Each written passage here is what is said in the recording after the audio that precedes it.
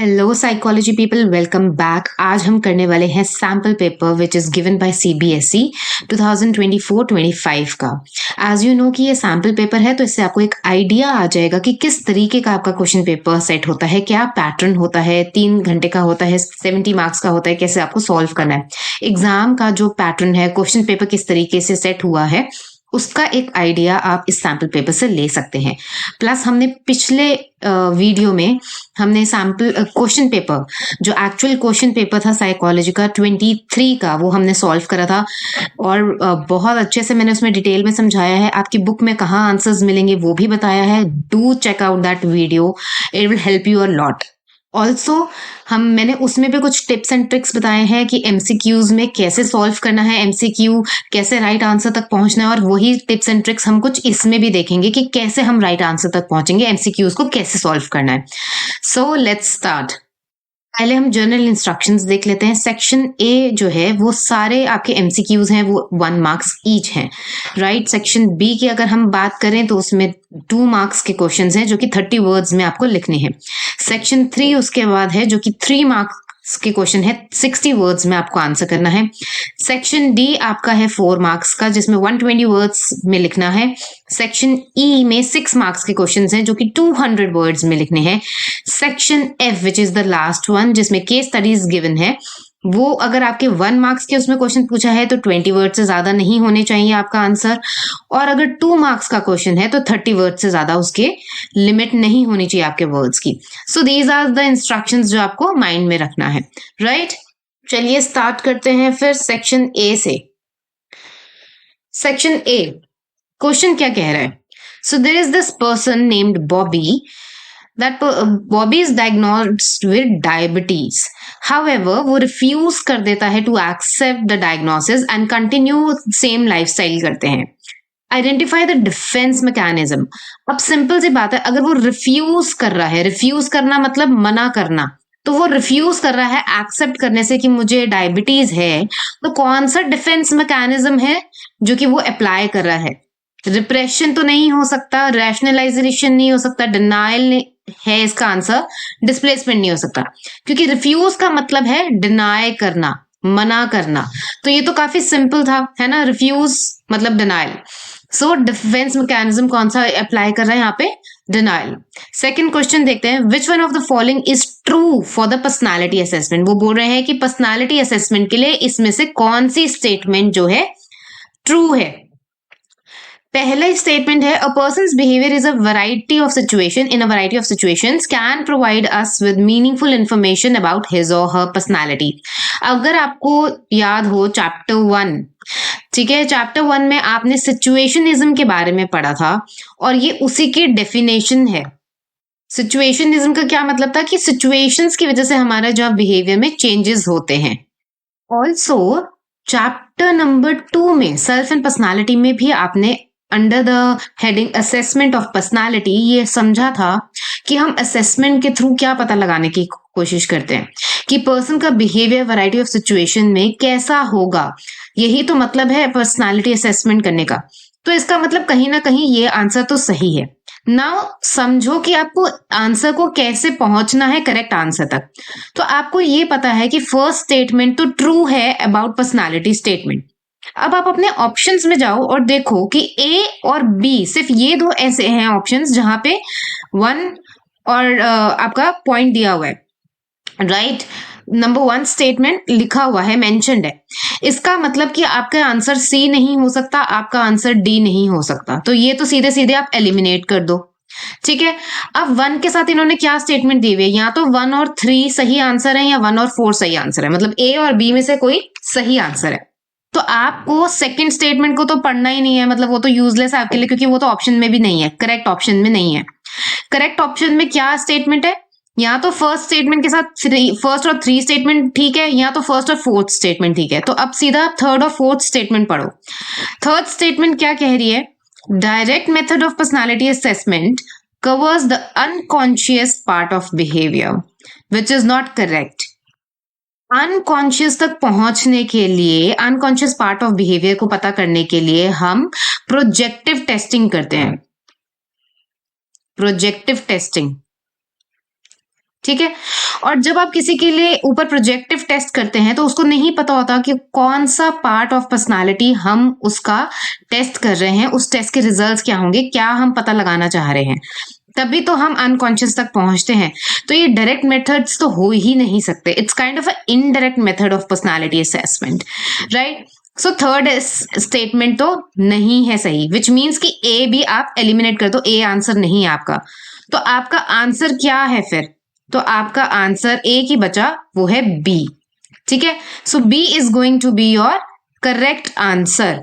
Fourth statement क्या कह रहा है? Psychological testing requires great skill and training. Yes of course, ऐसे थोड़ी ना कि बिना स्किल के, बिना किसी ट्रेनिंग के आप टेस्ट कर दोगे। टेस्टिंग करने के लिए आपको स्किल और ट्रेनिंग की तो जरूरत है। आपको पता होना चाहिए कि भाई मैनुअल आपने पढ़ा होना चाहिए, आपको पता होना चाहिए टेस्ट कंडक्ट कैसे करना है, उसके स्कोर्स कैसे कैलकुलेट करने हैं, फिर कैसे उसका रिजल्ट बनाना है, रिपोर्ट कैसे बनानी है, ये सब आपको पता होगा, तभी तो आप कर पाओगे।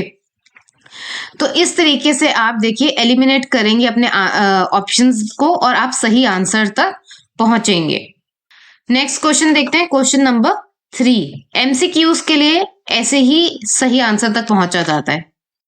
क्वेश्चन नंबर 3 कह रहा है कि Rita wants to perform well in examination and hence starts attending classes regularly.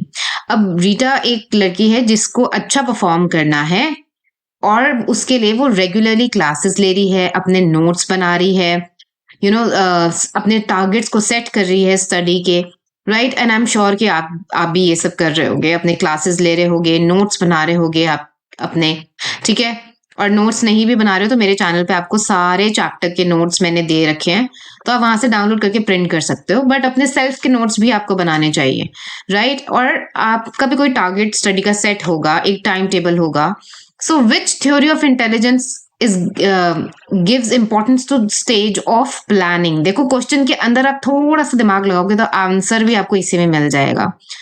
यहाँ पे बात हो रही है स्टेज ऑफ प्लानिंग की, ठीक है। तो कहीं ना कहीं आपको एकदम से क्लिक करना चाहिए कि इसका राइट आंसर पास मॉडल होगा। क्यों? क्योंकि वो है, पास मॉडल का फुल फॉर्म क्या है? Planning, attention, arousal, simultaneous successive model. तो कहीं ना कहीं प्लानिंग वाला जो पार्ट है वो तो आ रहा है ना पास मॉडल में। थ्योरी ऑफ मल्टीपल इंटेलिजेंस में हार्वर्ड गार्डनर की है, 8 डिफरेंट टाइप ऑफ इंटेलिजेंस की बात करिए, उसमें से तो यहाँ पे कोई बात नहीं हो रही, ठीक है। उसमें प्लानिंग का तो ऐसा कोई जिक्र नहीं था। अगर आप एसओआई मॉडल की बात करो, ठीक है, एसओआई मॉडल मतलब स्ट्रक्चर ऑफ इंटेलेक्ट की बात करो, तो रोट लर्निंग की बात है उसमें या दूसरी लर्निंग की बात है, तो वो भी आर्थर जेनसन का, इसमें यहाँ पे प्लानिंग की कोई बात नहीं की गई है। और हायरार्की मॉडल ऑफ इंटेलिजेंस की अगर बात की जाए तो हायरार्की ऑफ मॉडल ये आर्थर जेनसन ने दिया था, सॉरी ये आर्थर जेनसन ने दिया था, राइट। और इसमें रोट लर्निंग की बात हुई थी, लेवल 1 और लेवल 2 की जो प्रोसेसिंग करता है हमारा ब्रेन, राइट। जिसमें लेकिन स्ट्रक्चर ऑफ इंटेलेक्ट किसने दिया था? जिसमें वो थे कंटेंट्स, आपके कॉप था ना उसमें, मतलब कंटेंट्स थे, ऑपरेशन, प्रोडक्ट। तो इसमें भी कहीं पे प्लानिंग की बात तो नहीं हुई थी। तो प्लानिंग की बात कहाँ हुई थी? पास मॉडल में। स्टेज ऑफ प्लानिंग की अगर बात वो पूछ रहे हैं और वो प्लान कर रही है अपना कि क्या उसका टारगेट है, नोट्स ले रही है, रेगुलरली क्लासेस ले रही है, तो इसका मतलब सीधे सीधे पास मॉडल है इसका आंसर। क्वेश्चन नंबर 4 पे चलते हैं। Which of the following statement applies to Sudarshan Kriya yoga? Next question is कि which of the following statement applies to Sudarshan Kriya yoga? तो स्काई के नाम से भी ये काफी फेमस है, Sudarshan Kriya yoga. Art of living centre का होता है, श्री श्री रविशंकर का। इनके कोर्सेज भी होते हैं अगर आप में से कोई करना चाहे तो, राइट। सो वो बोल रहे हैं कि कौन सी स्टेटमेंट अप्लाई होती है सुदर्शन क्रिया योगा के लिए, मतलब कौन सी स्टेटमेंट ठीक है। पहली, it combines pranayama with chanting. No, that's not the correct answer. It refers to asana only postures, सिर्फ आसन ही आसन है, इसमें और कुछ नहीं है, तो ये भी करेक्ट नहीं है। It in consist of mindfulness based meditation. No, इसका करेक्ट आंसर क्या है? C, it improves rapid breathing technique to induce hyperventilation. इसका आंसर आपको चैप्टर नंबर 5 थेरेप्यूटिक अप्रोचेस में मिल जाएगा, और उसमें भी ऑल्टरनेटिव थेरेपीज में हमने पढ़ा था सुदर्शन क्रिया योगा के बारे में। तो सुदर्शन क्रिया योगा क्या होती है? ये एक रैपिड ब्रीदिंग टेक्निक है, ठीक है, जो इंड्यूस करती है हाइपर वेंटिलेशन। और बहुत सारी चीजों के लिए ये काम भी आती है, ठीक है, जैसे कि आपका डिप्रेशन को, पीटीएसडी को, या एंजाइटी हो, स्ट्रेस हो, उसके ट्रीटमेंट के लिए इसको यूज किया जाता है। तो ये चैप्टर नंबर 5 में आपको ऑल्टरनेटिव थेरेपीज में इसका मिल जाएगा आंसर। नेक्स्ट क्वेश्चन देखते हैं, question number 5। Let's do question number 5। Question number 5 is saying Suhail को इंटेंस और ओवरवेलमिंग फियर है ऑफ ड्राइविंग। ठीक है, यहाँ पे फियर किसी भी चीज का हो सकता है। What is important for you to notice is कि उसको फियर है।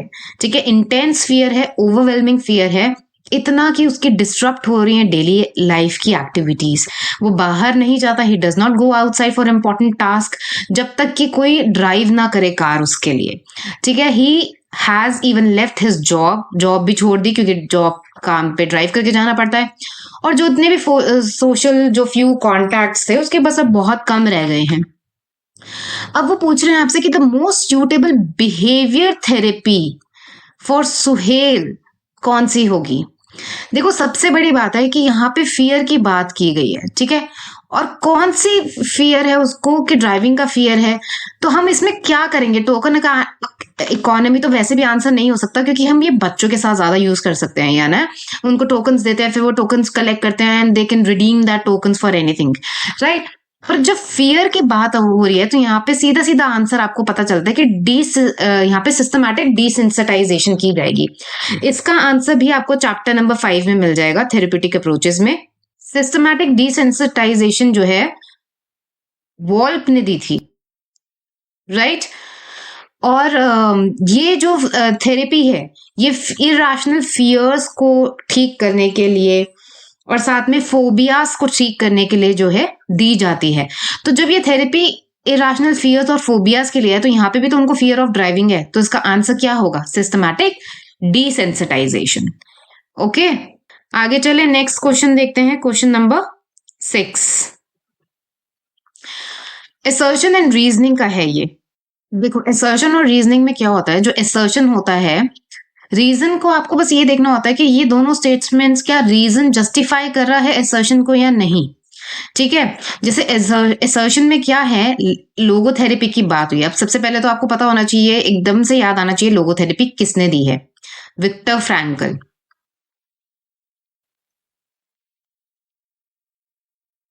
राइट। सो विक्टर फ्रैंकल ने ये लोगोथेरेपी दी थी। इसका आंसर भी बेसिकली आपको चैप्टर नंबर 5 में मिल जाएगा, और ये एग्जिस्टेंशियल थेरेपी के अंडर आता है, ठीक है। सो लोगोथेरेपी में वो कह रहे हैं कि ट्रांसफरेंस जो है एक्टिवली डिस्करेज किया जाता है। और रीजन वो ये दे रहे हैं कि गोल लोगोथेरेपी का क्या होता है, लोगोथेरेपी का गोल होता है कि to help patients finds meaning and responsibility in their lives irrespective of their life circumstances। कि लाइफ के circumstances जो मर्जी हो, you should find a meaning in your life, you should have responsibility in your life। ठीक है, सो दोनों statements क्या, या दोनों में से एक स्टेटमेंट क्या, आपको क्या लग रहा है कि स्टेटमेंट सही है नहीं है। लोगोथेरेपी में ट्रांसफरेंस एक्टिवली डिस्करेज किया जाता है, ये तो बिल्कुल सही बात है, तो मतलब ए तो ट्रू है डेफिनेटली। अब जो गोल है लोगोथेरेपी का, क्योंकि ये एग्जिस्टेंशियल थेरेपी है, आपकी एग्जिस्टेंस के बारे में बात करती है ह्यूमन बीइंग के, और वो यही बोलते हैं कि इररिस्पेक्टिव कि आपके लाइफ के सर्कमस्टांसेस क्या है, you should find some meaning in your life, you should have some responsibility in your life.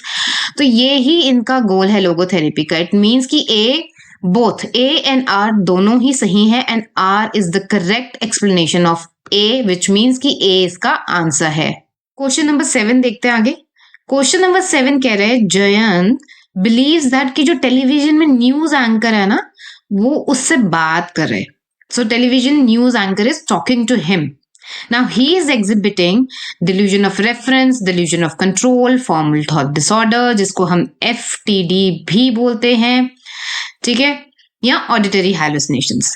अब देखो, ऑडिटरी हैलुसिनेशन तो नहीं है ये, ऐसा नहीं है कि वो न्यूज एंकर न्यूज नहीं पढ़ रहा या न्यूज नहीं सुना रहा, वो न्यूज तो बता रहा है, तो हैलुसिनेशन तो नहीं है। क्योंकि हम हैलुसिनेशन क्या होते हैं, ऐसी चीज जो आपको ही दिखाई दे रही है, आपको ही, ऑडिटरी मतलब सुनाई से रिलेटेड, कान से, ईयर से रिलेटेड, ठीक है, ईयर से रिलेटेड है, आपकी हेयरिंग से रिलेटेड है।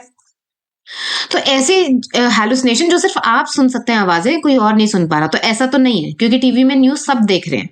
लेकिन ये क्या है यहाँ पे, तो ऑडिटरी हैलुसिनेशन तो नहीं है, लेकिन वो क्या, उसको क्या लग रहा है कि न्यूज एंकर जो भी बात कर रहा है वो मेरे से बात कर रहा है डायरेक्टली, कुछ इसमें हिडन मीनिंग है, कुछ है।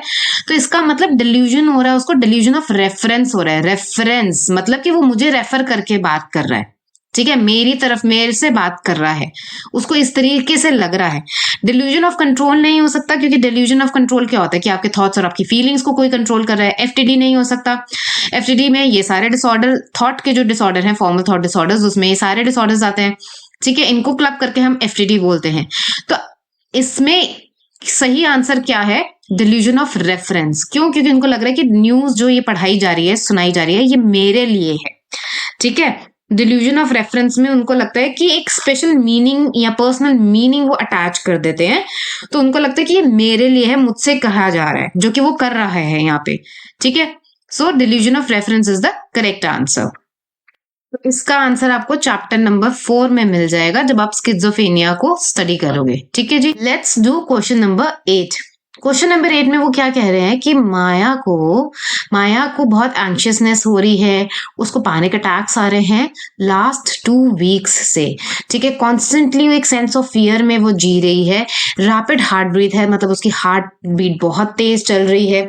स्वेटिंग हो रही है, पसीने आ रहे हैं। शॉर्टनेस ऑफ ब्रेथ मतलब सांस फूलना, इस तरीके की चीजें उसके साथ हो रही हैं 2 हफ्तों से ना। वो बोल रहे हैं कि इसकी वजह से उसकी जो ability to participate in school activities है वो भी काफी अफेक्ट हुई है, मतलब वो भी काफी कम हो गई है, ठीक है। वो ठीक से पार्टिसिपेट नहीं कर पा रही स्कूल एक्टिविटीज में। Now, which of the following criteria of abnormality in psychological disorder is best illustrated for Maya symptom? वो आपसे क्या पूछ रहे हैं कि कौन सा criteria of abnormality psychological disorders का बेस्ट जो है इलस्ट्रेट करता है माया के सिम्टम्स को। क्राइटेरिया ऑफ एबनॉर्मलिटी, इसके लिए सबसे पहले आपको 4 डीज ऑफ एबनॉर्मलिटी पता होने चाहिए। 4 डीज ऑफ एबनॉर्मलिटी में क्या आता है? डेंजर, हाँ आता है, डिसफंक्शन, डिस्ट्रेस एंड डेवियंस। तो आपको ये तो पता चल गया कि डिप्रेशन तो डेफिनेटली 4 डीज ऑफ क्राइटेरिया में नहीं है, अगर आपको याद है तो इसका मतलब ऑप्शन डी तो डेफिनेटली है ही नहीं। ड्यूरेशन भी कुछ नहीं होता 4 डीज में, तो मतलब ऑप्शन सी भी नहीं है। तो ये दोनों ऑप्शंस तो एलिमिनेट कर दिए। अब बचे डिस्ट्रेस, डिसफंक्शन, डेवियंस, डेंजर। ये चारों जो हैं ये 4 डीज ऑफ एबनॉर्मैलिटी हैं। ये आपको चैप्टर नंबर 4 में मिल जाएगा, राइट। ना वो पूछ रहे हैं कि कौन सी चीज बेस्ट डिस्क्राइब करती है माया के सिम्टम को इनमें से। अब इसमें से करेक्ट आंसर क्या होगा? इसमें से करेक्ट आंसर ये ए और बी नहीं होगा, इसमें से करेक्ट आंसर क्या होगा? करेक्ट आंसर होगा माया को, देखो माया की जो एबिलिटी है वो इफेक्ट हो रही है कहीं ना कहीं, स्कूल एक्टिविटीज में वो पार्टिसिपेट नहीं कर पा रही, तो डिसफंक्शन तो हो रहा है ना। तो डिसफंक्शन हो रहा है और कहीं ना कहीं उसको स्ट्रेस तो है ही, एंशियस है वो, उस ठीक है, एंशियस है मतलब स्ट्रेस्ड है, ठीक है। तो इसका आंसर क्या होगा? बी। डेवियंस और डेंजर की यहां पे कोई बात नहीं है। सबसे बड़ी बात, अगर आपको डिस्ट्रेस भी समझ नहीं आ रहा तो डिसफंक्शन के साथ डिस्ट्रेस है। डिसफंक्शन तो करेक्ट आंसर है ही, क्योंकि उसकी एबिलिटी डैमेज हो रही है, उसकी एबिलिटी हैम्पर हो रही है to participate in school activities. तो इस तरीके से आप बाकी ऑप्शंस को एलिमिनेट करके you will reach the correct solution which is हमारा distress and dysfunction, B answer है, ठीक है जी। आई होप अब तक आपको समझ आ रहे हैं चीजें कि कैसे एमसीक्यू सॉल्व करने हैं। कोई भी डाउट है तो प्लीज आप कमेंट सेक्शन में पूछना, और अगर if you like this video तो do give me a thumbs up, okay. Let me know in the comment section कि आपको पढ़ाने का तरीका या समझाने का तरीका समझ आ रहा है, नहीं आ रहा है समझ, कोई डाउट है। अगर कोई डाउट नहीं है तो भी just let me no, okay. चलो आगे चलते हैं क्वेश्चन नंबर 9 पे। क्वेश्चन नंबर 9 कह रहा है विच of the following is not a characteristics of autism spectrum disorder. Not, कई बार बच्चे नॉट पढ़ते नहीं है, सीधा फटाफट हड़बड़ी में जल्दी में क्वेश्चन पढ़ा, विच of the following is characteristics, not पढ़ना ही भूल जाते हैं क्योंकि इटैलिक्स में भी लिखा हुआ है एक तो वो, ठीक है। तो नॉट पढ़ना भूल जाते हैं और ऑटिज्म स्पेक्ट्रम डिसऑर्डर पढ़ा और आंसर ढूंढने लगते हैं। उन्होंने बोला कौन सा कैरेक्टरिस्टिक्स नहीं है ऑटिज्म स्पेक्ट्रम डिसऑर्डर में। Now repetitive behaviour, shortness of breath, problem in non verbal communication and problem in social interaction. Of course shortness of breath is the right answer, क्योंकि ऐसा तो कोई कैरेक्टरिस्टिक्स ऑटिज्म में नहीं होता है। अभी ऊपर हमने क्वेश्चन पढ़ा, उसमें देखा था आपने, पैनिक अटैक्स में शॉर्टनेस ऑफ ब्रेथ होती है, तो ऑटिज्म में कहां से आ गया शॉर्टनेस ऑफ ब्रेथ? ऑटिज्म में हमें सोशल इंटरेक्शन में प्रॉब्लम होती है, नॉन वर्बल कम्युनिकेशन में प्रॉब्लम होती है, रिपीटेटिव बिहेवियर्स होते हैं, बट शॉर्टनेस ऑफ ब्रेथ नहीं होती। तो ये तो ईजी था, ठीक है। क्वेश्चन नंबर 10 पे चलते हैं। Identify the statement that are not true, again not लिखा हुआ है, not true to group polarisation. ये भी आपका ये जो वाला 9th वाला क्वेश्चन चैप्टर 4 का था, साइकोलॉजिकल डिसऑर्डर्स का, ठीक है। ग्रुप पोलराइजेशन की बात हो रही है तो ये डेफिनेटली चैप्टर नंबर 7 है आपका, social influence and group processes. Point number 1 says it is a consequence of extreme cohesiveness. Extreme cohesiveness की वजह से वो कह रहे हैं कि ग्रुप पोलराइजेशन होता है, जो कि बिल्कुल ही गलत स्टेटमेंट है। तो इसका मतलब हमें वैसे भी आइडेंटिफाई करनी है ऐसी स्टेटमेंट जो सही नहीं है, ग्रुप पोलराइजेशन की वजह से पोलराइजेशन पे फिट नहीं होती। तो इसका मतलब 1 तो पॉइंट नंबर सही है। क्यों? क्योंकि एक्सट्रीम कोहेसिवनेस का रिजल्ट ग्रुप पोलराइजेशन नहीं होता है, जबकि होता है इसका ग्रुप थिंग, ठीक है। देन आप आंसर में देखो कि नंबर 1 पॉइंट कहां पे दिया हुआ है। So it is only A option में आपको पॉइंट नंबर 1 मिलेगा, बाकी कहीं पे भी पॉइंट नंबर 1 नहीं दिया हुआ है। तो इसका मतलब आपका आंसर श्योर शॉर्ट जो है वो इसका ए है। ए के साथ इन्होंने 4th पॉइंट दिया हुआ है। 4th क्या है? As the group becomes one unit you begin to think, feel and act like them. तो ये अगेन यहाँ पे किसके बारे में बात हो रही है? ये बात हो रही है ग्रुप थिंक के बारे में, ठीक है, कि वहां पे आप एक जैसे सोच रखते हो, एक जैसा फील करते हो, एक जैसा एक्ट करते हो। सो ये ग्रुप कोहेसिवनेस जब बहुत ज्यादा एक्सट्रीम में हो जाती है तब ग्रुप थिंक का फिनोमेना होता है। तो ये 1st और 4th स्टेटमेंट ग्रुप पोलराइजेशन को डिफाइन नहीं करती। तो इसका आंसर होगा ए, 1 and 4। ओके, ऐसे आप आंसर्स को जो है एलिमिनेट करते हो और सही आंसर्स तक पहुंचते हो। आई होप कि आपको क्लैरिटी आ रही होगी कि कैसे आपको सॉल्व करने हैं एमसीक्यूज। क्वेश्चन नंबर 11 कह रहा है विच of the following statement describes a team. तो बेसिकली टीम की डेफिनेशन आपको आनी चाहिए, तभी आप बता पाओगे। टीम क्या होता है? A collection of people who may be present by chance. तो बाय चांस पे किसी प्लेस पे कैसे प्रेजेंट हो सकते हैं हम अगर टीम है तो ये तो आंसर है ही नहीं, ठीक है। The member have complementary skills and are committed towards a common goal. Yes, absolutely, complementary skills होते हैं टीम में। जैसे क्रिकेट का एग्जांपल दिया था ना, किसी की बॉलिंग अच्छी है, किसी की फील्डिंग अच्छी है, कोई बैट्समैन बहुत अच्छा है, तो एक दूसरे को पूरा टीम में कॉम्प्लीमेंट कर रहे हैं। हमारे पास बॉलर्स भी हैं, बैट्समैन भी हैं, ठीक है। And they are committed towards a common goal, कि भाई हमें जीतना है match. Only the leader is responsible for the work. No, वो तो ग्रुप में होता है। Polarisation in attention and actions of the person are common. No, तो आ जाके इसका आंसर क्या है? Answer B. इसका आंसर भी आपको चैप्टर नंबर 7 में मिल जाएगा। नेक्स्ट क्वेश्चन देखते हैं, question number 12। Shweta has joined a national cadet crops, ठीक है, एनसीसी जिसको बोलते हैं, बहुत सारे स्कूल में सिखाई भी जाती है। Identify the type of group she is now a member of. कौन से टाइप का ग्रुप है ये? Primary, secondary, formal, informal. Definitely NCC है, फॉर्मल ग्रुप है, तो 4 तो आंसर में होगा ही होगा। तो आप यहाँ से एलिमिनेट, इसका मतलब डी आपके आंसर में नहीं है क्योंकि इसके ऑप्शन में 4 नहीं है, और बाकी ए बी सी तीनों में आंसर में 4 ऑप्शन है। अब 4 के साथ हमें देखना है कि और क्या मैच कर रहा है। प्राइमरी ग्रुप तो डेफिनेटली नहीं है, ठीक है, तो 1 तो जहां पे है तो ए भी क्रॉस कर दो। प्राइमरी ग्रुप क्यों नहीं हो सकता? क्योंकि प्राइमरी ग्रुप तो हम चूज नहीं करते, वो तो हमारी फैमिली होती है, जिस रिलीजन में हम बॉर्न है वो होता है, जिस कास्ट में हम बॉर्न है वो होता है। तो प्राइमरी ग्रुप हम चूज नहीं करते, सेकेंडरी ग्रुप हम चूज करते हैं, ठीक है। तो बी पे क्या दिया हुआ है? 3, इनफॉर्मल। इनफॉर्मल और 4th पे फॉर्मल, तो ये तो कोई ऑप्शन ही नहीं बना, तो ये तो आंसर है ही नहीं। इसका आंसर क्या है? Answer C, 2nd and 4th, मतलब सेकेंडरी ग्रुप है और फॉर्मल ग्रुप है, तो इसका आंसर होगा सी, ठीक है जी। ये भी इजी था, सैंपल पेपर है, बट सैंपल पेपर भी आपको ध्यान से करना होता है, कुछ बारी कई बारी क्वेश्चन रिपीट हो जाए तो। चैप्टर नंबर 7 से ही था ये भी। Question number 13।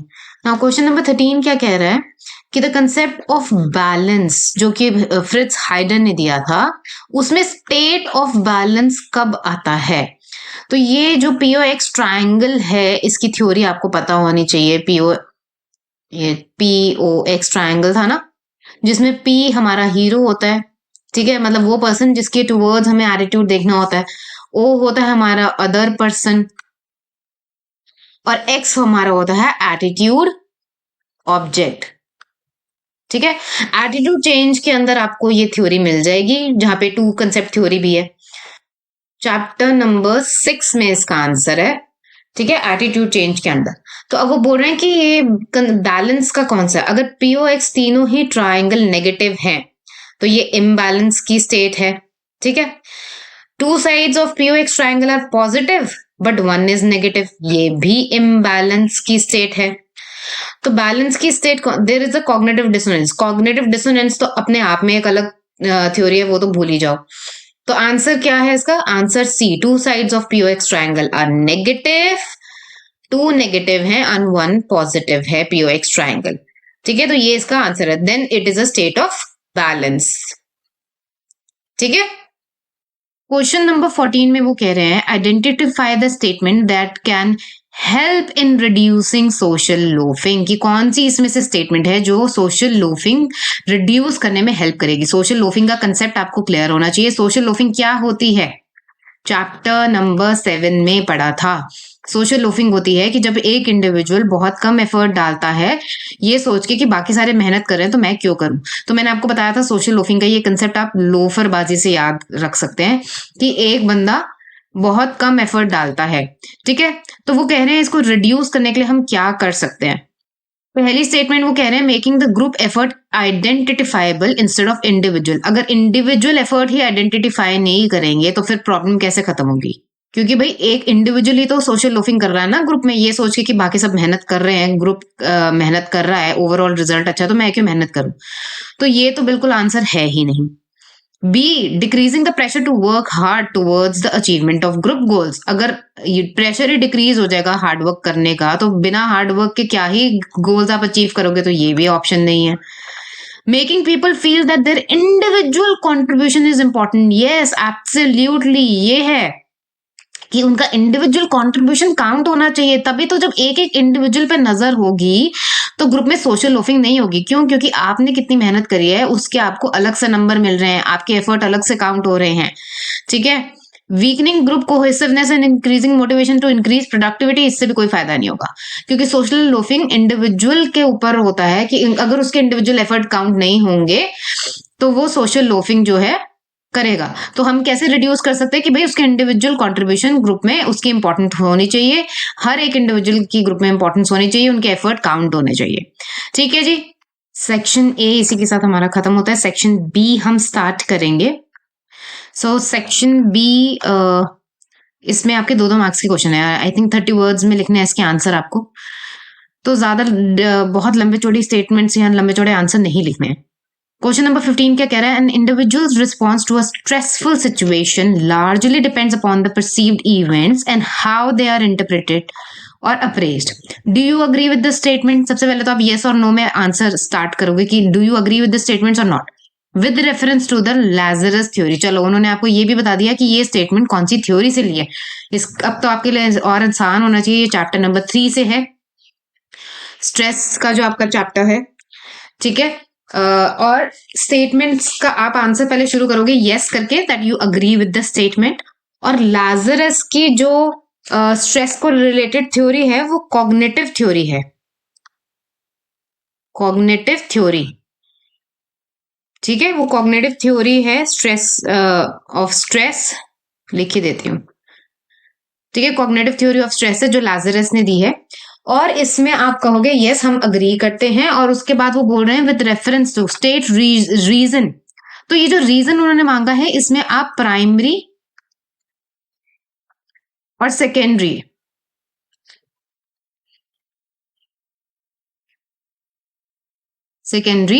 अप्रेजल्स के बारे में बात करोगे, ठीक है जी।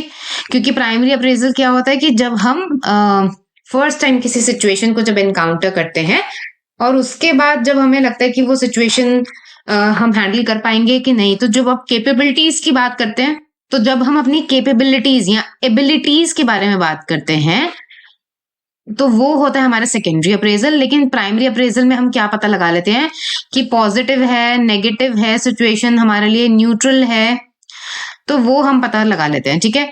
तो ये दो अप्रेजल्स के बारे में, प्राइमरी सेकेंडरी के बारे में जो बात करी थी लाजरस ने अपनी थ्योरी में, वो आपने यहाँ पे प्राइमरी अप्रेजल को डिफाइन करना है, सेकेंडरी अप्रेजल को डिफाइन करना है, दोनों की डेफिनेशन लिखनी है, ठीक है जी। क्वेश्चन नंबर 16 में आपको चॉइस है। जब आपका क्वेश्चन पेपर होगा उसमें भी आपको चॉइस होगा, तो आपको तो एक ही क्वेश्चन करना है, लेकिन यहाँ हम दोनों डिस्कस करेंगे। Explain two major limitations of rating scales in assessment. तो limitation of rating scale in assessment, तो ये पर्सनालिटी असेसमेंट वाले चैप्टर से लिया हुआ क्वेश्चन है, चैप्टर नंबर 2 से।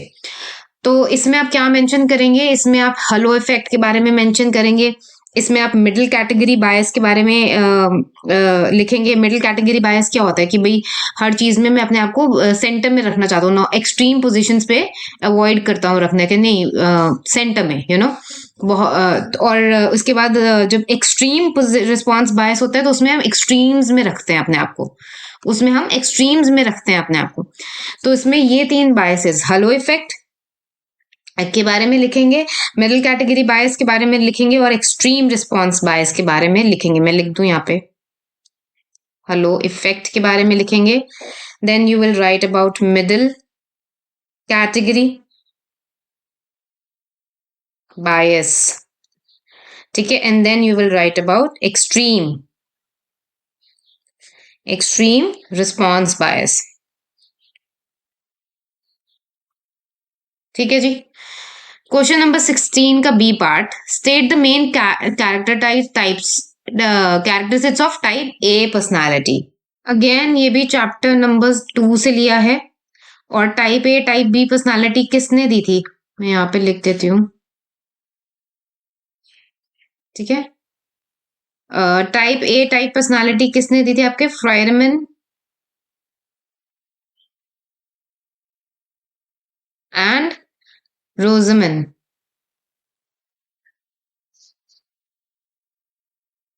ठीक है। इन्होंने दी थी टाइप ए और टाइप बी पर्सनालिटी। तो वो कह रहे हैं कि जो मेन कैरेक्टरिस्टिक्स हैं टाइप ए पर्सनालिटी के, वो आपको लिखने हैं। क्या होते हैं वो, हाई मोटिवेशन होती है, ठीक है, हाई मोटिवेशन होती है, लैक ऑफ पेशेंस होता है, लैक ऑफ पेशेंस, और शॉर्टेज ऑफ टाइम होती है, उनको लगता है उनके पास टाइम नहीं है, इसलिए वो जल्दी जल्दी में रहते हैं, हमेशा ग्रेट हरी में रहते हैं। Plus they also always feel that they are burdened with work. तो ये सारी जो चीजें हैं आपको टाइप एक पर्सनालिटी के कैरेक्टरिस्टिक्स वो आपको लिखनी है, ओके। नेक्स्ट क्वेश्चन नंबर 17 है, the cross situational consistency of trait is found to be quite low. तो वो कह रहे हैं कि evaluate the statement with reference to the interactional approach. तो इंटरैक्शनल अप्रोच टू पर्सनालिटी, तो मतलब ये भी आपका चैप्टर 2 से लिया हुआ क्वेश्चन है।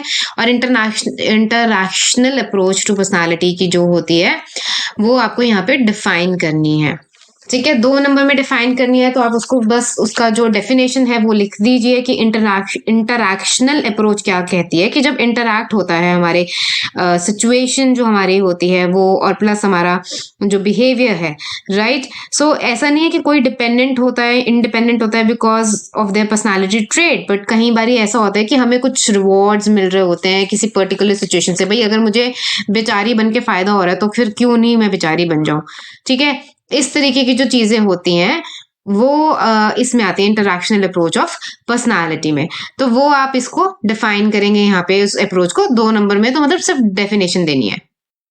नेक्स्ट क्वेश्चन नंबर 18 सेज कि is intelligence an interplay of nature and nurture. तो मतलब सबसे पहले तो ये चैप्टर 1 का क्वेश्चन है, जहाँ पे नेचर और नर्चर का हमने इंटरप्ले देखा था इंटेलिजेंस का। तो वो बोल रहे हैं support your answer with 1 evidence for each, मतलब नेचर के लिए भी एक एविडेंस देना और नर्चर वाले के लिए भी एक एविडेंस देना। 2 मार्क्स का क्वेश्चन है, तो बहुत ज्यादा डिटेल में इसकी थ्योरी लिखने की जरूरत नहीं है, लेकिन अगर आपको परसेंटेज याद है, जैसे हम बात करें आइडेंटिकल ट्विंस की, तो उसमें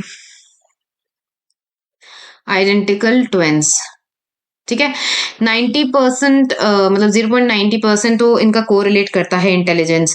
और फिटर्नल ट्विंस की बात करें तो आई थिंक 0.60 इतना कोरिलेट करता है। तो अगर आपको इतना सा डेटा भी याद है कि आइडेंटिकल ट्विंस में 0.90% मतलब वो कोरिलेट करती है इंटेलिजेंस, और 0.60 कोरिलेट करता है हमारा फिटर्नल ट्विंस, मतलब जो आइडेंटिकल ट्विंस नहीं है।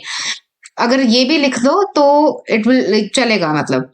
और जहां तक बात है नेचर की, मतलब तो वहां पे आप एनवायरमेंट वाला दे सकते हो पॉइंट, कि जैसे जैसे चिल्ड्रन बड़े होते हैं वैसे वैसे उनकी जो इंटेलिजेंस है वो अपने एडॉप्टिव पेरेंट्स की तरह होती चली जाती है, ठीक है। न्यूट्रिशन अच्छा मिलता है, फूड अच्छा मिलता है, स्कूलिंग अच्छी होती है, तो ये सारी रीजंस होते हैं, है ना। तो ये वाला पॉइंट आप इसमें दे सकते हो, तो आपका आंसर नंबर 18 बन जाएगा। ठीक है जी, कोई डाउट हो तो पूछ लेना कॉमेंट सेक्शन में। क्वेश्चन नंबर 19 की तरफ चलते हैं। Aslam is a manager in an organisation to conduct a team building activity. He assigned work to select members randomly. He observed that while executing the task, there came a stage when there was a conflict among group members. तो असलम ने देखा कि एक organisation में असलम एक manager है, ठीक है, और उसने एक टीम बिल्डिंग एक्टिविटी कंडक्ट करनी थी, और उसको ही assign task to work selected members randomly. तो उसने ये देखा कि एग्जीक्यूशन में एक स्टेज आई ऐसी कि जब कॉन्फ्लिक्ट होने लगा ग्रुप मेंबर्स के बीच में। तो वो ये पूछ रहे हैं कि what stage of group formation, रुको मैं थोड़ा सा ऊपर कर देती हूँ, ठीक है। वो पूछ रहे हैं कि what stage of the group formation would have this taken place, explain the stages that is likely to follow। तो सिंपल सिंपल सी बात है जी, आपको उन्होंने क्वेश्चन में बताई दी है, ग्रुप फॉर्मेशन की यहाँ पे बात हो रही है, तो मतलब ग्रुप फॉर्मेशन की जो स्टेजेस हैं, स्टेजेस ऑफ ग्रुप फॉर्मेशन, वो आपको यहाँ पे लिखनी है। तो मतलब ये इसका आंसर आपको मिल जाएगा चैप्टर नंबर, ग्रुप वाला कौन सा चैप्टर था आपका, 6 या 7 था, ठीक है। ग्रुप चैप्टर नंबर 7 में मिल जाएगा। और कौन सी स्टेजेस हैं आपकी, सबसे पहले होती है फॉर्मिंग स्टेज, फॉर्मिंग स्टेज होती है ना सबसे पहले, जहां ग्रुप फॉर्म होता है। उसके बाद स्टॉर्मिंग, स्टॉर्मिंग स्टेज में ये होता है कि कॉन्फ्लिक्ट होते हैं, तो इसका आंसर होगा स्टॉर्मिंग स्टेज, ठीक है। उसके बाद आपका आता है फॉर्मिंग, स्टॉर्मिंग के बाद नॉर्मिंग, जब हम रूल्स सेट करते हैं, नॉर्मिंग स्टेज, और उसके बाद परफॉर्मेंस। कुछ कुछ में जो स्टेज होती है वो उसके बाद एडजर्निंग स्टेज भी होती है, तो आप वो भी मेंशन कर दो, ठीक है जी। तो यहाँ जो बात हो रही है, यहाँ हो रही है ग्रुप स्टेज, ग्रुप की सेकंड की, स्टॉर्मिंग वाले की, जहां पे फाइट होती है, थोड़ा हिराकी अभी मेंटेन नहीं होती। और उसके बाद वो कह रहे हैं what stages is likely to follow, तो उसका आंसर है कि नॉर्मिंग, परफॉर्मेंस एंड एडजर्निंग, ये स्टेज फॉलो करेंगे, ठीक है जी। इसके साथ सेक्शन बी खत्म होता है आपका। अब आता है सेक्शन सी। क्वेश्चन नंबर 20 कह रहा है कि Mahendra is confident in saying no to a request जो कि वो फुलफिल नहीं कर सकते। He is able to organise his work, अपने वर्क को भी काफी अच्छे से ऑर्गेनाइज करते हैं, और प्रोक्रेस्टिनेट नहीं करते, मतलब टालते नहीं है, कल कर लूंगा, परसों कर लूंगा। Explain the life skills exhibited by him. Life skills की बात हो रही है, तो मतलब ये चैप्टर नंबर 3 से आपका ये क्वेश्चन आया है। कौन से लाइफ स्किल्स हैं जो वो यहाँ पे कह रहे हैं। अब वो कॉन्फिडेंटली नो कह सकते हैं, तो मतलब असर्टिवनेस की बात हो रही है, ठीक है। एक तो वो लाइफ स्किल है यहाँ पे, और अपना वर्क वो अच्छे से ऑर्गेनाइज कर रहे हैं, उसको प्रोकास्टिनेट नहीं कर रहे हैं, तो मतलब टाइम मैनेजमेंट, ठीक है। टाइम मैनेजमेंट की बात हो रही है यहाँ पे, time management and assertiveness skills हैं जो वो यहाँ पे दिखा रहे हैं, तो ये इसका आंसर है। क्वेश्चन नंबर 21 कह रहा है कि Peter is 28 year old man जो कि स्किज़ोफ्रेनिया से डायग्नोस किए गए हैं, ठीक है। He lacks necessary skill to be independent and productive member of the society. अब as a mental health professional आप कौन सी 3 रिहेबिलिटेशन टेक्निक सजेस्ट करोगे पीटर को, जिससे वो सेल्फ सफिशिएंट बन सके। तो इसका आंसर आपको डेफिनेटली मिलेगा चैप्टर नंबर 5 में, थेरेपेटिक अप्रोचेस में। और जब हम रिहैबिलिटेशन, जो बिल्कुल चैप्टर के एंड में है, rehabilitation of mentally ill people के बारे में पढ़ते हैं, तो हमने उसमें देखा है कि उनको ऑक्यूपेशनल थेरेपी दी जाती है ना।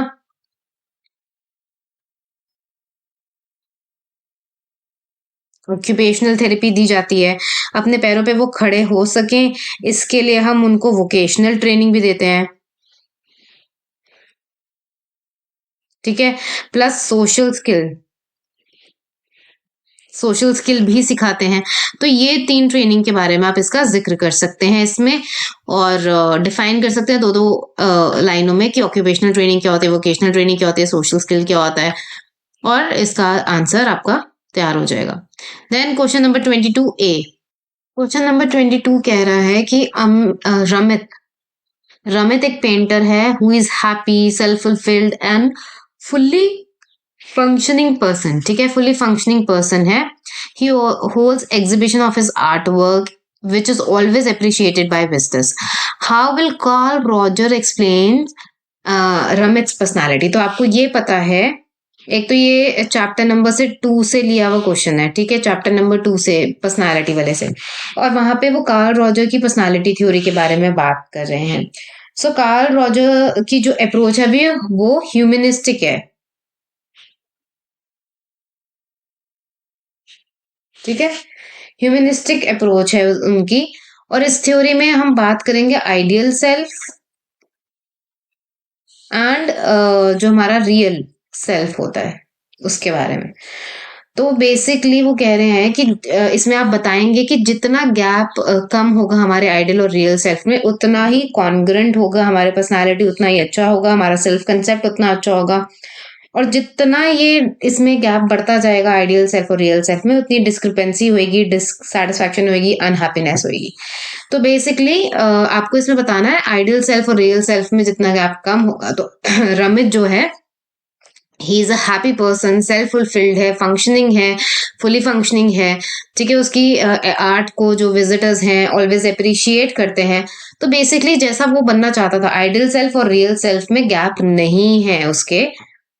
तो उसकी जो पर्सनालिटी है काफी अच्छी कॉन्ग्रेंट पर्सनालिटी है, तो उसकी सेल्फ स्टीम भी काफी अच्छी होगी, उसका सेल्फ का कंसेप्ट भी अच्छा होगा। ठीक है, so this is the answer for 22A। 22B देख लेते हैं। Birhors, a tribal community, largely lead a nomadic life, depending upon hunting and gathering. How will this lifestyle influence the personality development of a children of this community? Again, chapter 2, self and personality. मेरे को लग रहा है chapter 2 और 3 इस बार काफी important होने वाला है। ठीक है, सो क्योंकि मैक्सिमम नंबर ऑफ क्वेश्चंस जैसे सैम्पल पेपर में तो वहीं से आ रहा है, तो थोड़ा फोकस कर लेना चैप्टर नंबर 2 और 3 पे। तो बिहोर जो बिरहोर्स कम्युनिटी है, ये इसमें चैप्टर 2 में कल्चरल अप्रोच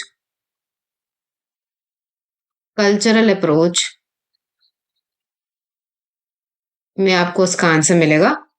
ये हमने पढ़ा भी था कि कैसे आपको लगता है कि उनके बच्चे की जो डेवलपमेंट होगी, उनके बच्चों की, उनकी पर्सनालिटी कैसी होगी ट्रैवल ग्रुप की, क्योंकि वो बहुत एक नोमैडिक लाइफ जीते हैं जहाँ पे वो हंटिंग करते हैं, मतलब दे हंट फॉर अपना खाना खाने के लिए, जैसे डियर हो गया या और जो भी है, हंटिंग करते हैं और फिर हंटिंग एंड गैदरिंग करके they live their life. Basically tribal community है, मतलब आदिवासी कम्युनिटी है, जंगलों में रहने वाले। तो उनके जो पर्सनालिटी है उनके बच्चों की, वो कैसे इन्फ्लुएंस होगी उनके लाइफस्टाइल से। तो वो क्योंकि ट्राइबल कम्युनिटी है डेफिनेटली, तो कहीं पे सोशलाइजेशंस तो होती होंगी और काफ़ी इंडिपेंडेंट होंगे इनके बच्चे। ठीक है, क्योंकि हंटिंग वगैरह काफ़ी यंग एज में ही वो सीख लेते हैं, जंगल में तो कोई आपको बचाने आ नहीं रहा, आपको सेल्फ का प्रोटेक्शन खुद करना है। तो इंडिपेंडेंट होंगे इनके बच्चे, अचीवमेंट ओरिएंटेड होंगे। तो ये आपको आंसर ऐसा करके लिखना है। चैप्टर नंबर 2 में आपको इसका कल्चरल अप्रोच में इसका आंसर मिल जाएगा। Now differentiate between obsessive and compulsive disorder, quite easy. Chapter number 4, obsession क्या होता है, ऑब्सेशन डिफाइन कर दो। कंपल्सिव बिहेवियर क्या होता है वो डिफाइन कर दो। ऑब्सेशन क्या होता है, जब आप किसी एक पर्टिकुलर थॉट से, पर्टिकुलर आइडिया से ऑब्सेस्ड हो जाते हो, बार बार वही दिमाग में चल रहा है, रिपीटेटिव थॉट्स आ रहे हैं। और कंपल्शन का क्या हो रही है, to act, you know.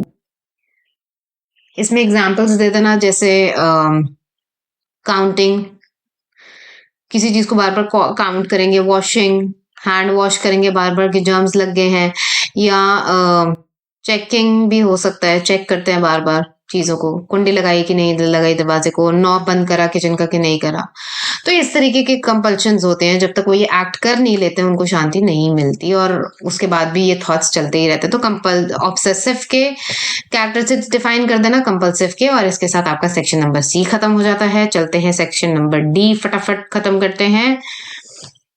Sarah believes in the importance of regular exercise for maintaining good health. Despite this belief, she is rarely engaged in the form of any physical activity. With respect to Sarah, explain the reason for the lack of consistency between attitude and behavior. इस question का answer ना थोड़ा tricky है और chapter number 6 में मिलेगा आपको, attitude and social cognition में। अगर आपको थोड़ा सा याद हो तो उसमें एक पैराग्राफ था जिसमें हमने ये पढ़ा था कि साइकोलॉजिस्ट क्या बात करते हैं कि कंसिस्टेंसी कब कब एटीट्यूड, मतलब एटीट्यूड एंड बिहेवियर में कंसिस्टेंसी कब कब देखी जाती है। उनमें कुछ पॉइंट्स लिखे हैं, ठीक है, जैसे कि जब एटीट्यूड आपका स्ट्रांग होता है and it occupies the central place in attitude system, तब हम देखते हैं। ये ना मैं आपको आपकी बुक में दिखाती हूँ कि आपको कैसे इसका आंसर लिखना है। रुको, ये देखो एटीट्यूड कहाँ गया, हाँ, एटीट्यूड बिहेवियर रिलेशनशिप है, ये चैप्टर नंबर 6 में। इसके अंडर जब आप आओगे और यहाँ पर देखोगे, psychologist have found that there would be consistency between attitude and behaviour when. अब क्वेश्चन में क्या कह रहा है, क्वेश्चन में तो आपके कह रहा है कि कोई कंसिस्टेंसी नहीं है, लैक ऑफ कंसिस्टेंसी है, ठीक है, बिटवीन एटीट्यूड एंड बिहेवियर। ऐसा क्यों है? तो आप बोलोगे ऐसा इसलिए है क्योंकि इन सब पॉइंट्स का ऑपोजिट लिखोगे, समझ आई? क्योंकि एटीट्यूड उसका वीक है तभी कंसिस्टेंसी नहीं है ना, क्योंकि जब कंसिस्टेंसी कब होती है, जब एटीट्यूड स्ट्रांग होता है। इसका मतलब सारा का एटीट्यूड जो है वीक है and it does not occupy a central place in the attitude system, ठीक है। The person is aware his or her attitude, इसका मतलब the person is not aware of his or her attitude, तभी तो सारा का attitude week है, ठीक है। यहाँ पे एटीट्यूड क्यों बिलीफ है, वो उसका एक्सरसाइज नहीं करती रेगुलरली गुड हेल्थ मेंटेन करने के लिए, वो बिलीव तो करते कि एक्सरसाइज जरूरी है, बट उसके बिलीफ सिस्टम में एटीट्यूड में और बिहेवियर में कंसिस्टेंसी नहीं है। क्यों? क्योंकि इसका ऑपोजिट लिखना पड़ेगा आपको, समझ आ रही है? क्योंकि ये सारे जो पॉइंट्स हैं ये कंसिस्टेंसी के हैं, लेकिन आपसे उन्होंने पूछा कि कंसिस्टेंसी नहीं है तो क्यों नहीं है, तो इसको सबको स्टेटमेंट्स को नेगेटिव बनाना पड़ेगा। मतलब उसका एटीट्यूड वीक है, वो अपने अवेयर नहीं है अपनी फीलिंग्स, अपने एटीट्यूड को लेके। देन वो यहाँ पे लिखा है there is no very little और नो एक्सटर्नल प्रेशर, तो आप नो हटा दोगे या लिटिल हटा दोगे, आप लिखोगे कि एक्सटर्नल प्रेशर काफी हाई है to behave in a certain way, the person's behaviour is not being watched, या तो इसका भी उल्टा कर दोगे, the person's behaving is being, not हटा दोगे, is being watched or evaluated by others, the persons think that the behavior would have a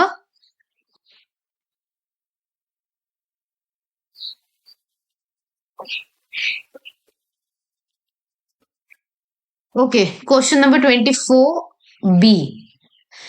Ranjan has a prejudice against senior citizens. As a result, he ignores their inputs and ideas. What are the likely sources of prejudice that he holds? तो prejudice के बारे में बात करनी है। Again तो ये भी क्वेश्चन जो है चैप्टर नंबर 6 का है, ठीक है। वो बोल रहे हैं कि रंजन को जो उसका कोई प्रेजुडिस है अगेंस्ट सीनियर सिटीजन्स, जिसके चलते एज अ रिजल्ट वो इग्नोर करता है जो भी उनसे आइडियाज या इनपुट्स मिलते हैं। तो कौन सा प्रेजुडिस है? इसका भी आंसर मैं आपकी अपनी बुक में दिखा देती हूँ। चैप्टर नंबर 6 में आओगे तो ये जो आंसर है, social psychologist have shown that prejudice has one और मोर फॉलोइंग सोर्सेज। तो ये सोर्सेज आपको देने हैं। वैसे भी कितने मार्क्स का क्वेश्चन है? 4 मार्क्स का है, तो इसके तो वर्ड लिमिट भी आपकी ज्यादा है, तो आप ये एक्सप्लेन करोगे लर्निंग को कि भाई लर्निंग की वजह से प्रेजुडिस होते हैं। देन ये रहा, a strong social identity, in group bias होता है, स्केपगोटिंग, कर्नल ऑफ ट्रूथ। ये सारे आपको इसमें कम कम शब्दों में एक्सप्लेन करना, लेकिन सारे पॉइंट्स मेंशन करने हैं। सेल्फ फुलफिलिंग प्रोफेसी, ये सारे पॉइंट्स आपको मेंशन करने हैं इसके आंसर में, ठीक है। थोड़ा थोड़ा एक्सप्लेन भी करना है। नेक्स्ट क्वेश्चन है, Gagan psychologist use a technique of personality assessment, मतलब चैप्टर नंबर 2 का क्वेश्चन है, that require story writing around pictures. Story writing around pictures किस में होती है? टीएटी, थीमेटिक एप्रिसिएशन टेस्ट में। एंड कंप्लीशन ऑफ सेंटेंस, तो सेंटेंस कंप्लीशन टेस्ट बोलते हैं ऐसे इसको। Identify and describe the techniques being referred to here. इसमें आपको सेंटेंस कंप्लीशन या टीएटी के बारे में नहीं लिखना है, वो बोल रहे हैं identify and describe the technique. तो टेक्निक को डिस्क्राइब करना और आइडेंटिफाई करना। तो टेक्निक कौन सी है? प्रोजेक्टिव टेस्टिंग, ठीक है। तभी तो हम अनकॉन्शियस तक जाने के रास्ते हैं ये सारे, टीएटी, सेंटेंस कंप्लीशन, ठीक है। सब्जेक्टिव होती है ये काफी टेक्निक। तो प्रोजेक्टिव टेस्टिंग के बारे में आपको इसमें लिखना है। Question number 26, Shanta has an IQ of 140. She has recently won an award for the best author as well. देखो IQ अगर 140 है तो सिंपल से आप समझ लो हाई IQ बच्चा है ये, ठीक है। विल शी बी गिफ्टेड और talented? Talented versus gifted, difference बताना है आपको। Elaborate on giftedness and it's characteristics. Giftedness क्या होता है उसको डिफाइन करना है, और उसके कैरेक्टरिस्टिक्स क्या होते हैं वो डिफाइन करने हैं। तो ये है चैप्टर नंबर 1 का क्वेश्चन। ये मैं आपको दिखा देती हूँ आपके बुक में आपको कहाँ इसका आंसर मिलेगा। आपके बुक में ये दिया हुआ है कि some important characteristics of gifted children, ठीक है। तो ये जो जितने भी पॉइंट्स है ना, ये सारे पॉइंट्स आपको यहाँ पे मेंशन करने हैं क्योंकि लॉन्ग आंसर क्वेश्चन है। तो ये चैप्टर नंबर 1 का है। ये सारे पॉइंट्स आपको मेंशन करने हैं, ठीक है जी। नेक्स्ट क्वेश्चन कह रहा है explain the effects of stress on psychological functioning of an individual. Chapter number 3 का क्वेश्चन है। ये आपके बुक में यहाँ मिलेगा effects of stress on psychological functioning and health, और इसमें इमोशनल, साइकोलॉजिकल, कॉग्निटिव, बिहेवियरल जितने भी पॉइंट्स हैं उसको थोड़ा थोड़ा करके डिटेल में आपको डिफाइन करना है। ये इमोशनल इफेक्ट्स क्या होंगे, साइकोलॉजिकल इफेक्ट्स क्या होंगे, कॉग्निटिव इफेक्ट्स क्या हैं, बिहेवियरल इफेक्ट्स क्या हैं, ये सारे आपको जो है इफेक्ट्स बताने हैं, क्योंकि वो कह रहे हैं ना कि स्ट्रेस ऑफ साइकोलॉजिकल फंक्शनिंग क्या है, effects of stress on psychological functioning. तो यही तो आपकी बुक में यहाँ पे दिया हुआ है। तो ये सारे आपको थोड़े थोड़े बताने हैं क्योंकि आपका आंसर जो है 4 मार्क्स का है, तो वर्ड लिमिट ज्यादा है इसलिए, ठीक है। इसके साथ सेक्शन डी भी खत्म होता है, section E. What are the features of neurodevelopmental disorder? Explain any 2 disorders under this category. Again, very easy. Chapter number 4 से है psychological disorders है। Very direct question देख लेते हैं। ये जी न्यूरल डेवलपमेंटल डिसऑर्डर्स और न्यूरो डेवलपमेंटल डिसऑर्डर के क्या फीचर्स होते हैं कि भाई दे मैनिफेस्ट अर्ली स्टेज पे डेवलपमेंट होते हैं। सिम्टम्स इसके जो हैं आने लगते हैं before the child enter school, ठीक है, अर्ली स्टेज ऑफ स्कूलिंग में। नाउ दीज ये हैम्पर करते हैं अपनी personal, social, academic and occupational functioning को। दीज गेट कैरेक्टराइज्ड एज डेफिशिएंट्स और access in a particular behaviour और delays in achieving a particular age appropriate behaviour, ठीक है जी। तो ये आपका फर्स्ट पार्ट का आंसर होगा इसका। ये जो फीचर्स हैं, तो ये फीचर्स मैंने बताए हैं। एक्सप्लेन एनी 2 डिसऑर्डर्स, तो आप इसमें से कोई भी डिसऑर्डर, ADHD ले सकते हो, ठीक है। देन इसके बाद इसमें इंटेलेक्चुअल डिसेबिलिटी आता है, स्पेसिफिक लर्निंग डिसेबिलिटी आता है, ऑटिज्म डिस्क्राइब कर सकते हो, इंटेलेक्चुअल डिसेबिलिटी कर सकते हो, ठीक है। स्पेसिफिक लर्निंग डिसेबिलिटी भी इसी के अंदर आता है। हाँ, ये रहा, स्पेसिफिक लर्निंग डिसेबिलिटी भी आता है, तो ये भी डिफाइन कर सकते हो। तो कोई भी 2 डिफाइन करने, कोई भी आप 2 कैटेगरीज में डिफाइन कर दो, ठीक है जी, प्रीटी इजी। क्वेश्चन 28 सेज कि जनरलाइज एंजाइटी डिसऑर्डर, जिसको हम GAD बोलते हैं, एंड फोबियाज, जो कि different types of anxiety disorder हैं। How will different psychological model explain the development of these disorders? तो इसका आंसर भी आपको चैप्टर नंबर 4 में मिलेगा कि वो डिफरेंट साइकोलॉजिकल मॉडल्स, मतलब हमने जितने बायोलॉजिकल मॉडल पढ़ा है, ह्यूमनिस्टिक मॉडल पढ़ा है, डायथेसिस मॉडल पढ़ा है, कॉग्निटिव मॉडल पढ़ा है, सोशियो कल्चर मॉडल पढ़ा है, जितने भी हमने मॉडल पढ़े हैं, ठीक है। क्योंकि 6 नंबर का क्वेश्चन है तो आपको लेंथ मतलब वर्ड्स लिमिट भी ध्यान में रखना है। ज्यादा वर्ड्स हैं, आई थिंक 200 वर्ड्स का आंसर लिखना है, ठीक है। तो आपको इसको अच्छे से डिफाइन करना है। ये देखिए चैप्टर नंबर 4 में आपको दिया हुआ है there are several psychological models, और इसमें आपका बिहेवियरल मॉडल दिया हुआ है और अदर मॉडल्स भी दिए हुए हैं, ठीक है। साइकोडायनामिक मॉडल दिया हुआ है, बिहेवियरल मॉडल दिया हुआ है, जितने भी मॉडल्स दिए हुए हैं वो सब आपको डिफाइन करने हैं। Cognitive, humanistic, diathesis, social cultural model, ये सब आपको इसमें डिफाइन करने हैं, ठीक है। 29 क्वेश्चन क्या कह रहा है, differentiate between information processing and psychometric approach. तो क्लियर है, ये तो कुछ इसमें है ही नहीं। इंफॉर्मेशन प्रोसेसिंग के बीच में और साइकोमेट्रिक के बीच में आपको डिफरेंस लिखना है। Explain any 4 theories of psychometric approach की, जो भी है। तो चैप्टर नंबर 1 में इंटेलिजेंस में आपको इसका आंसर मिल जाएगा। साइकोमेट्रिक की कोई भी 4 थ्योरीज जो है आपको साइकोमेट्रिक अप्रोच की डिफाइन करनी है। तो इसमें आप यूनिफैक्टर, डिफाइन कर सकते हैं, स्ट्रक्चर ऑफ इंटेलेक्ट डिफाइन कर सकते हैं, then PMA model primary mental abilities का डिफाइन कर सकते हैं, structure of intellect SOI define कर सकते हैं, और इसके बाद टू फैक्टर चार्ल्स पेयरमैन की टू फैक्टर्स थ्योरी भी डिफाइन कर सकते हैं। तो एनी फोर, इसमें से कोई फोर आपको डिफाइन करनी है, ठीक है। क्वेश्चन नंबर 29 का बी पार्ट क्या कह रहा है, what is the relationship between creativity and intelligence, differentiate between creativity test and intelligence test. Again chapter 1 में इसका आंसर है। क्रिएटिविटी टेस्ट कौन सा होता है, इंटेलिजेंस टेस्ट कौन सा होता है, आपको डिफाइन करना है, उन दोनों के बीच का डिफरेंस डिफाइन करना है। इसमें टर्म मैंने 1920 में, आई थिंक 1920 में जो डिफाइन किया था कि भाई सब के पास क्रिएटिविटी है, कि all creative people are intelligent but all intelligent people are not necessarily creative. वो लाइन जरूर मेंशन करनी है, और उसके बाद आपको डिफरेंशिएट करना है क्रिएटिविटी टेस्ट और इंटेलिजेंस टेस्ट। जैसे इंटेलिजेंस आपको पता है 1 करेक्ट आंसर होगा, डाइवर्जेंट थिंकिंग नहीं होती इसमें, लेकिन क्रिएटिविटी में डाइवर्जेंट थिंकिंग होती है, न्यूनेस होती है, नए आइडियाज लेकर आते हैं, ओरिजिनलिटी होती है, स्पॉन्टिनिटी होती है, जो कि सब इंटेलिजेंस टेस्ट में मिसिंग होता है। तो वो एंड ऑफ द चैप्टर का आपको इसमें लिखना है। नेक्स्ट सेक्शन एफ, ये आपका लास्ट सेक्शन है, और इसमें केस स्टडीज गिवन होती हैं, उसके बेस पे जो क्वेश्चंस होंगे वो हम सॉल्व करेंगे। केस देख लेते हैं फटाफट। केस क्या कह रहा है, केस कह रहा है कि अनीता एक 40-year-old वुमेन है, 40 साल की, ठीक है, और उसको उसकी हिस्ट्री है परसिस्टेंट डिप्रेशन की, ठीक है, और उसको थेरेपी के लिए रेफर किया गया है। नाउ अपनी फीलिंग्स वो डिस्क्राइब करती है as a feeling of sadness, hopelessness, worthlessness, which has significantly impacted her personal life and professional life, दोनों पे ही इस फीलिंग्स का इम्पैक्ट हुआ है। Now let me just scroll.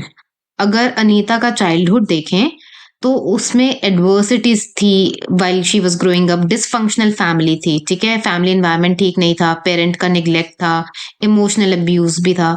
सो अनीता ने इंटरनलाइज कर ली ये फीलिंग्स ऑफ इनएडिक्वेसी को और वर्थलेसनेस को, ठीक है, और अपने फ्लॉज को काफी एग्जैगरेट कर लिया, और अपनी स्ट्रेंथ को उसने ओवरलुक करा कि भाई क्या स्ट्रेंथ है वो पता ही नहीं है।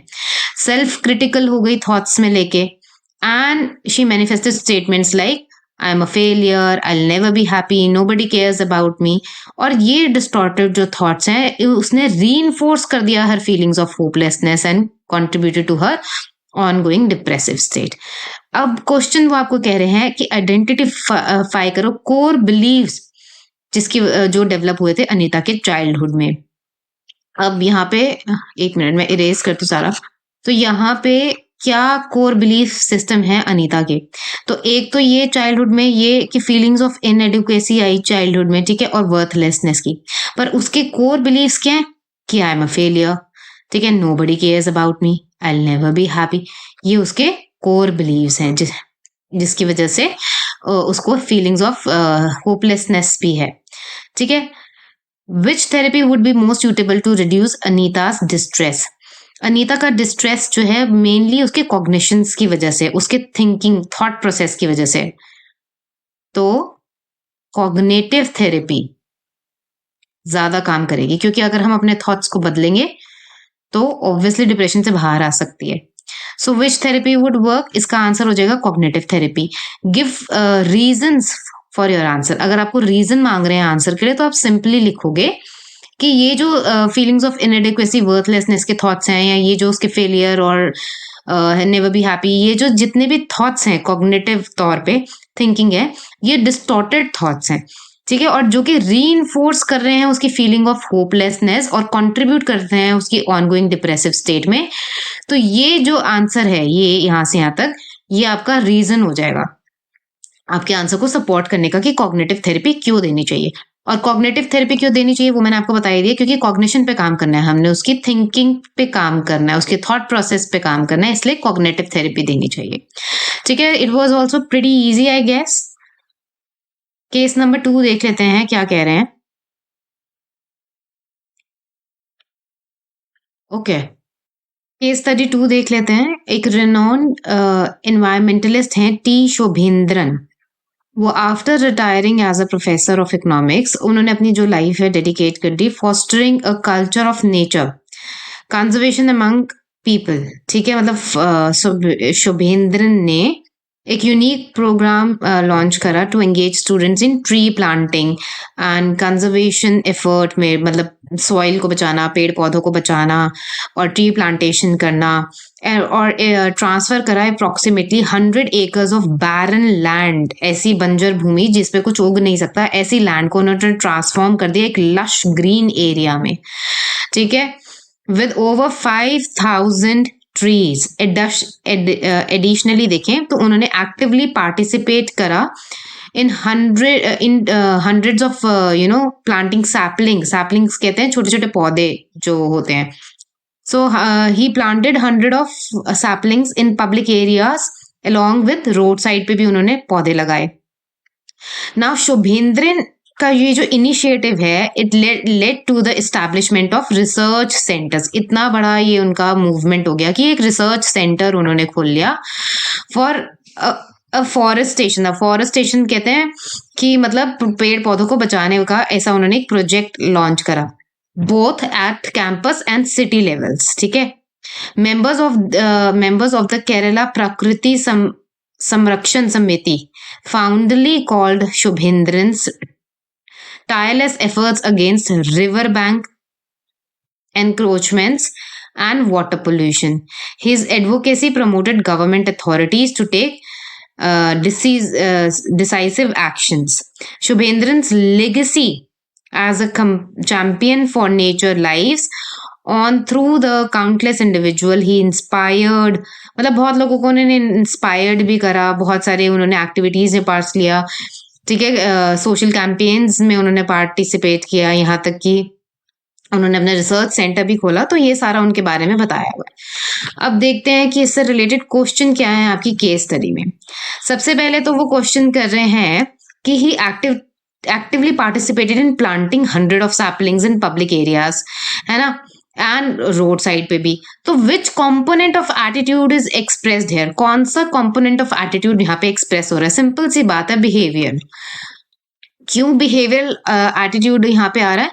क्योंकि उन्होंने एक्शन किया है, ही एक्टेड। सिर्फ ऐसा नहीं है कि उन्होंने सिर्फ उनको पसंद है ग्रीनरी, जो आपका एक एक्सपेरिमेंट भी था एक बॉक्स में, है ना, कि ग्रीनरी पसंद है लेकिन एक्ट नहीं किया उस पे। लेकिन यहाँ पे कौन से उन्होंने प्लांट किए हैं, ठीक है, he has planted road side के साइड पे भी और पब्लिक एरियाज में भी उन्होंने ट्रीज प्लांट करे हैं।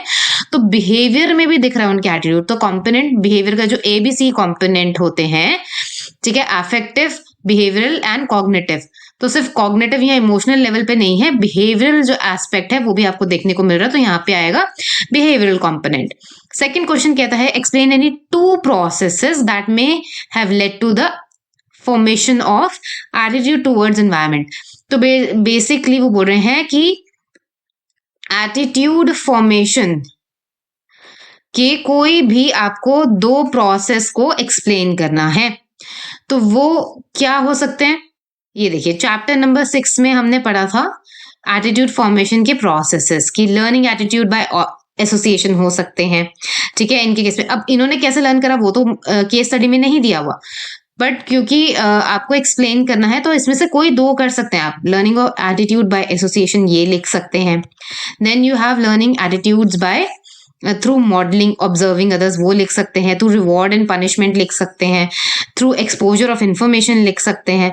तो कोई भी इसमें से जितने भी लर्निंग ऑफ एटीट्यूड हैं, ठीक है, कल्चरल नॉर्म्स हो गए, तो ये जितने भी एटीट्यूड्स हैं इसमें से कोई भी 2 आप डिफाइन कर सकते हैं यहाँ पे, क्योंकि उन्होंने 2 ही पूछे and that will be your answer. वैसे भी 2 मार्क्स का क्वेश्चन है तो मतलब 30 वर्ड्स में आपको लिखना है, ठीक है। तो 10-15 वर्ड्स में पहला एटीट्यूड, दूसरा एटीट्यूड डिफाइन कर दो and you will be done with this.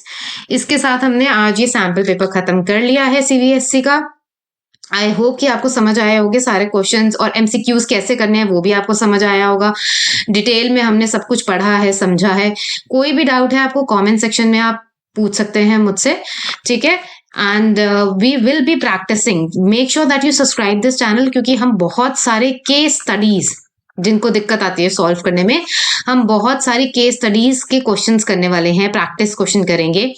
और एक बात और मैं बहुत इंपॉर्टेंट कहना चाहती हूँ कि जो मेरी कम्युनिटी टैब है, कम्युनिटी टैब के अंदर आप क्वेश्चंस देख सकते हैं, सॉल्व कर सकते हैं। वहां पे मैंने जितने भी सेक्शन ए वाले क्वेश्चन हैं, जितने भी आपके एमसीक्यूज हैं या असर्शन एंड रीजनिंग वाले क्वेश्चन हैं, वहां पे मैं पोस्ट करती रहती हूँ। तो आप जरूर make sure that you check that out, so that आप सॉल्व करते रहें। जितने क्वेश्चंस आप सॉल्व करेंगे उतना ही आपको कॉन्फिडेंस आएगा आगे पेपर सॉल्व करने का, and it will help you a lot. Okay, so make sure that you subscribe this channel, and I'll see you next time. Bye.